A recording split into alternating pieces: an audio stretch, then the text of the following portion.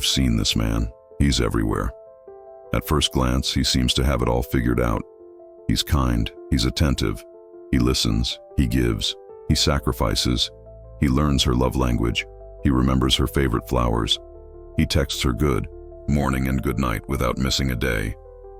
He tells himself, this is what she wants, this is what love requires. And for a moment, it seems to work. She smiles, she thanks him, she even says, "You're not like other men." But slowly, almost imperceptibly, something begins to change.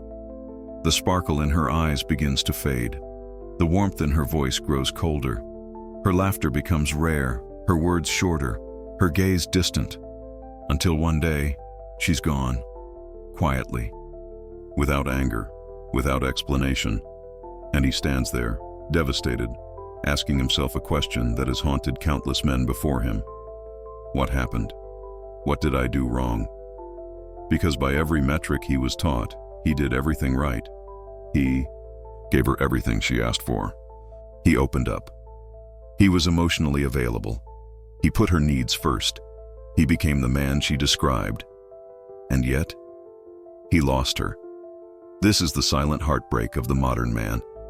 A man who tried to love her the way the world told him to, only to discover that something far deeper was at play.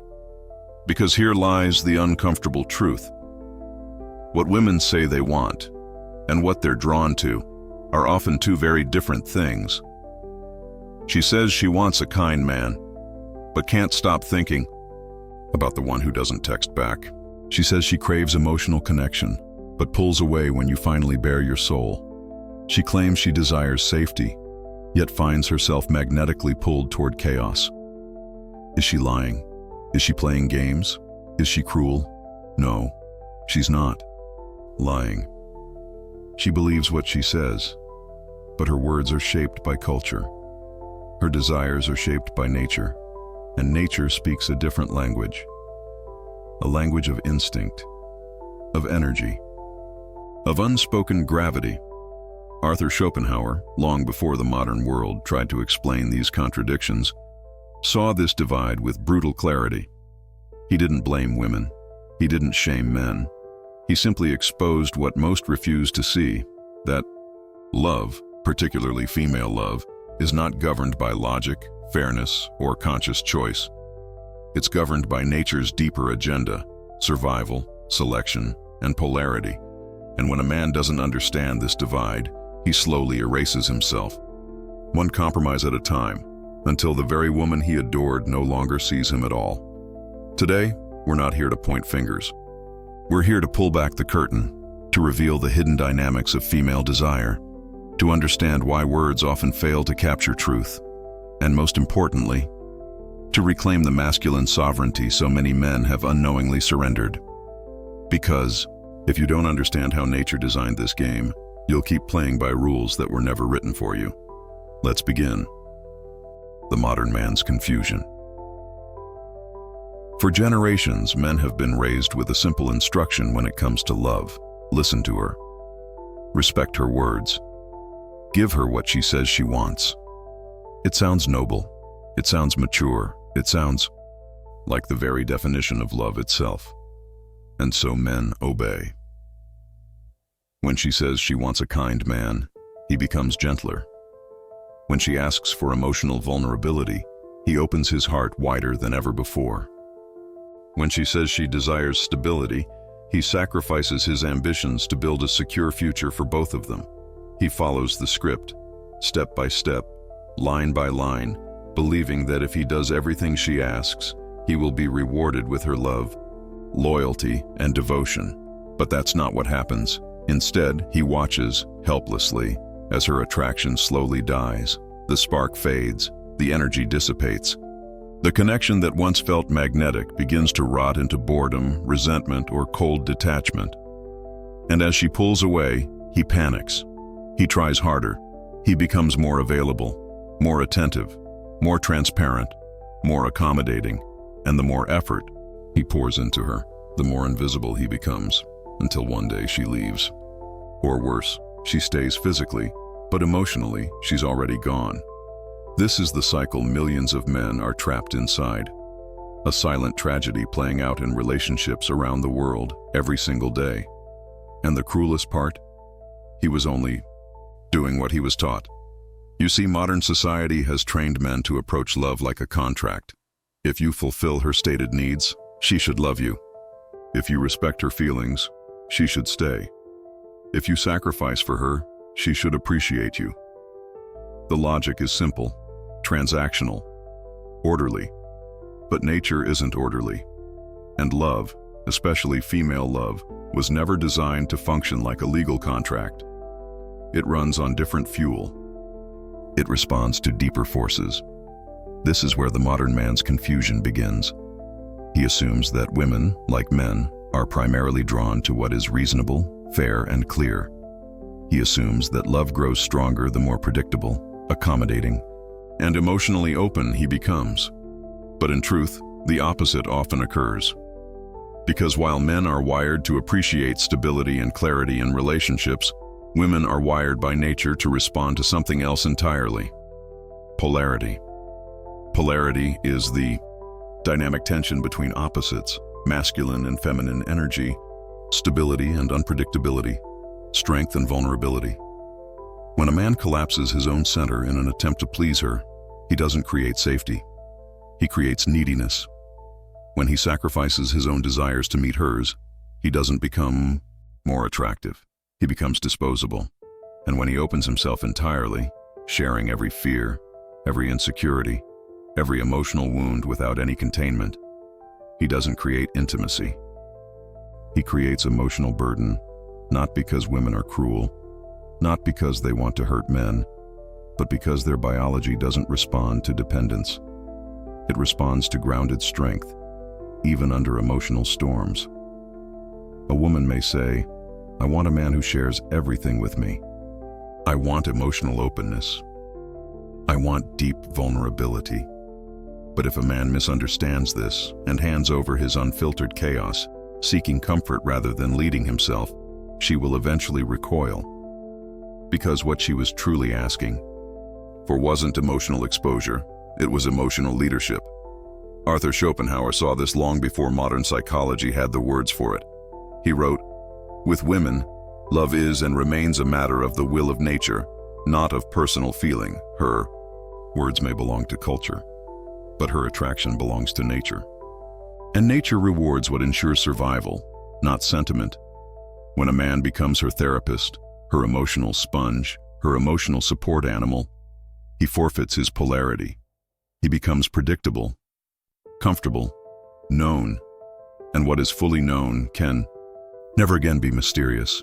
Without mystery, there is no magnetism. Without polarity, there is no desire. This is why so many modern men, despite doing everything right, wake up to find that the very woman they love has drifted away, not because he wasn't good enough, but because he was too accessible, too explainable, too emotionally dependent, and in surrendering himself completely, he unknowingly killed the very tension that kept her drawn to him. This is the problem no one teaches men, the problem most don't even see, the problem that leads countless men into heartbreak, confusion, and silent despair. And unless a man understands this biological divide, he will repeat this pattern again and again. The biological divide.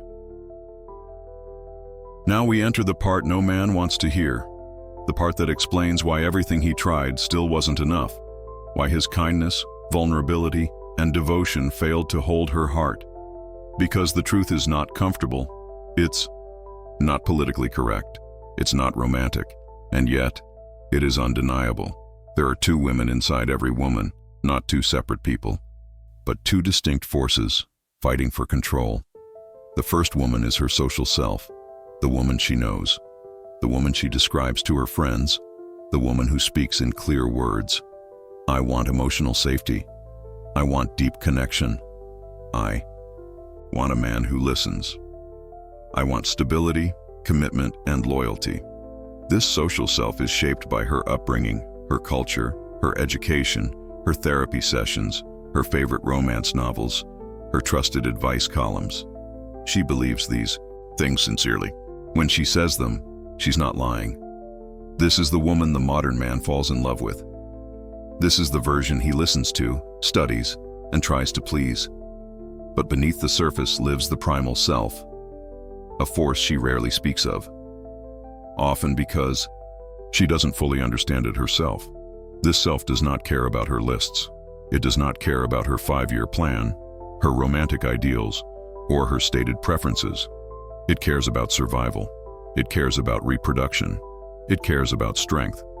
It cares about whether the man standing before her is someone she can surrender to, not out of comfort, but out of awe. The social self is trained by modern life, but the primal self is programmed by millions of years of evolution. And these two selves don't always want the same thing. Her social self wants safety. Her primal self wants polarity. Her social self wants emotional availability. Her primal self wants emotional leadership. Her social self wants kindness. Her primal self tests for dominance. Her social self wants comfort. Her primal self fears boredom. This inner conflict is not her fault. It's not a flaw in her character. It's not deception. It's biology. You see, nature designed women to be the ultimate filters. They are not only selecting partners for themselves, but unconsciously filtering for the survival of future generations. Her instincts were never programmed to reward comfort or fairness. They were programmed to select strength, resilience, and leadership. Because for most of human history, a woman who chose poorly risked death, not just for herself, but for her children. The man who was too soft, too indecisive, too emotionally fragile, was not a safe choice. He may have been kind, but kindness alone could not protect her from the brutal demands of nature. And while modern life has softened many external dangers, her biology has not evolved at the same speed. This is why her primal self responds to very different signals than her social self. She may say she wants stability, but stability without edge quickly becomes dull. She may say she wants vulnerability, but uncontrolled vulnerability feels unsafe. She may say she wants a man who always puts her first, but deep down she feels repelled by a man who abandons himself for her, because at her core, she does not want to be the sun around which he orbits. She wants to feel his gravitational pull, strong enough that she can surrender without losing herself. The man keeps thinking, if I just love her harder, she will feel secure. If I just open up more, she'll feel closer. If I just make her happiness my priority, she'll never leave. But what he doesn't see is that each act of self-erasure pulls him further from the masculine core that first drew her in. He mistakes her words for instructions. He treats the relationship like a problem to be solved. He tries to manage her emotions by becoming endlessly available, endlessly flexible, endlessly understanding. And yet, instead of feeling more secure, she begins to feel more unsettled. Not consciously, not out of malice, but because something in her nervous system detects instability. This is why women often say, I don't know what changed. I just don't feel it anymore. You're amazing, but something's missing. The tragedy is what's missing is not effort, it's polarity, because desire doesn't thrive on comfort alone. It thrives on tension, the dynamic space between masculine and feminine energies. When a man collapses that tension by centering his world around her approval, he destroys the magnetic pull that once made her feel alive in his presence. She didn't fall in love with him because he texted good morning every day. She didn't admire him because he agreed with everything she said. She wasn't drawn to him because he made her the center of his universe. She was drawn to his unshakable presence, his calm in chaos, his certainty in who he was, his ability to lead, not control, but lead, his silent gravity that made surrender feel safe. But as he traded that centeredness for more access, more compliance, more emotional exposure, he unknowingly transformed himself from a mountain into quicksand. The more available he became, the less visible he became, and the man she once admired, the one who stood strong in who he was, slowly vanished as he tried to mold himself into her ideal. Arthur Schopenhauer observed this painful pattern with piercing clarity. What a woman says, and what she responds to are two completely different languages. Men hear her words as contracts. Women feel his energy as reality. Schopenhauer's warning, the sovereign man. Now we step into the solution, the place where most men never arrive because they're trapped in confusion, heartbreak, or bitterness. But there is a way forward, a path few dare to walk. A path Schopenhauer hinted at long before modern men lost themselves chasing approval. It begins with one truth. You were never meant to win her love by becoming what she says she wants. You were meant to hold your ground so firmly that she feels safe, enough to surrender to who you already are. This path is called sovereignty, not dominance, not control, not manipulation, but inner sovereignty, full mastery over self. Because the man who is master of himself becomes a mountain. He does not chase, he does not perform, he does not orbit, he does not seek validation. He stands. Women aren't drawn to men who explain themselves. They're drawn to men who radiate a silent gravity. A man who can feel deeply, but not drown, can love fully, but not beg, can open his heart, but hold his frame, can weather her storms without losing his ground, can be vulnerable, but from a place of healed strength, not emotional chaos. True vulnerability is not the spilling of wounds in desperation. It's the quiet confidence to say, yes, I've faced my darkness. Yes, I've bled. Yes, I've suffered. And yet, I stand unbroken. This is the kind of man the feminine can surrender to, because when she feels his gravity, his quiet, unshakable energy, her own storm finds rest in his stillness. Schopenhauer's brutal clarity leads to a simple law of attraction. A man who is not master of himself is not fit to be master of anything, least of all a woman's heart. This is the work no one teaches modern men, to master yourself before ever seeking to master love. So how does a man reclaim this sovereignty? How does he rebuild what years of people-pleasing, approval-seeking, and emotional self-erasure have hollowed out? It starts with a single decision. I am responsible for my own center, not her approval, not her moods, not her tests, not society's expectations, only his own alignment. The sovereign man is not emotionally distant. He feels everything, but his emotions do not rule him. He is not reactive to her fluctuations. He allows her to feel what she feels while remaining rooted. He does not seek to fix her storms. He becomes the safe harbor she can return to when the wind's calm. He doesn't abandon himself in the name of peace. He holds his boundaries even if it risks temporary discomfort, because he understands a man who loses himself to keep her will eventually lose both her and himself. This is the work of self-leadership, learning to sit with his own discomfort without outsourcing it, healing his wounds so they no longer demand constant reassurance, holding boundaries without guilt or fear of rejection, making decisions aligned with his mission, not her temporary emotions. And paradoxically, as he becomes more sovereign, he becomes more attractive.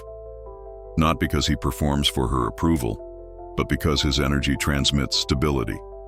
Her primal self feels it before he speaks, in how he holds eye contact, in how he pauses before reacting, in how he moves with certainty, in how he stands firm under pressure. She senses, this man does not need me to complete him, but he chooses to invite me into his world. That energy is intoxicating. It awakens her deepest feminine instinct to surrender, not to weakness, but to strength wrapped in tenderness. Presence is the true currency of attraction, not gifts, not words, not promises, not desperate effort. Presence. That invisible energy that says, I am here, fully rooted, fully aware, fully alive, with or without your approval. When he walks into a room, his energy precedes him. He doesn't demand attention, but receives it. He doesn't seek validation, but earns respect, because presence isn't something he projects outward. It radiates from within. This is why women often feel magnetized by certain men without knowing why. It's not their looks. It's not their wealth. It's not their words, it's the stillness behind their eyes, the groundedness in their breath, the ease in their posture. Her primal self detects, this man is safe to surrender to, not because he's perfect, but because he owns himself. The sovereign man no longer fears her tests. He welcomes them, because every test is not an attack. It's an invitation to prove, not through argument but through embodiment, that he remains rooted. Even when challenged, she raises her voice. He stays calm. She throws emotional waves. He absorbs but does not collapse. She questions his boundaries. He holds them firmly, without hostility. She challenges his mission. He remains aligned, never sacrificing purpose for temporary approval. And, in doing so, he allows her feminine energy to relax. Because now she no longer feels the burden of leading. She can soften. She can surrender. She can finally rest in the polarity nature designed for her. He does not negotiate his identity. He welcomes partnership, but not at the cost of losing himself. He loves deeply, but from abundance, not from emotional scarcity. He offers presence, not permission. He brings leadership, not submission. His frame is not built around winning her approval. It is built around his own code. Every man must build his internal code. What does he stand for? What principles govern his choices? What lines will he never cross, no matter who asks? What vision pulls him forward with or without her? A man without code becomes a man without gravity. And a man without gravity cannot create polarity. She wants to orbit something real, not something reactive, not something malleable, not something that reshapes itself every time she changes mood. Because when he asks, "Who should I become for you?" he's already lost her respect. But when he declares, "This is who I am. You are welcome to join my journey," she feels the very thing her biology craves. A man who leads his own life and invites her to walk beside him. The awakening. There's one final lesson every man must absorb. You were never meant to be her emotional crutch. You were meant to be her anchor. An anchor doesn't erase the storm. It holds steady while the storm rages. It provides something unmovable for her to return to when the waves subside. And this is where most modern men fail. They try to soothe every emotion. They seek to prevent every conflict. They avoid every difficult conversation. In doing so, they remove the very tension that sustains desire. She doesn't want a man who fears her emotions. She wants a man who can hold space for them. She doesn't want a man who silences his truth for peace. She wants a man who speaks his truth with compassion, but without compromise. She doesn't want a man who endlessly explains himself. She wants a man whose presence explains itself. She doesn't want a man who becomes smaller to fit her moods. She wants a man who remains large enough for her to safely soften into. Arthur Schopenhauer understood this far before our modern world, confused love with negotiation. When a man gives everything, he gives not only his gifts but his spine. The tragedy isn't that men aren't trying hard enough. It's that they're trying the wrong way. Because devotion without boundaries becomes desperation. Vulnerability without grounding becomes instability. Love without leadership becomes emotional servitude. And so, the path forward is clear. Reclaim your center, build your code, heal your wounds, master your emotions, lead your mission, hold your ground. Become the man who does not need to be told who to be. Become the man she can admire, not because you seek her approval, but because you are sovereign in your own skin. And when you do, her feminine instinct will recognize it before you even speak, because presence speaks louder than words, and sovereignty is more intoxicating than any performance.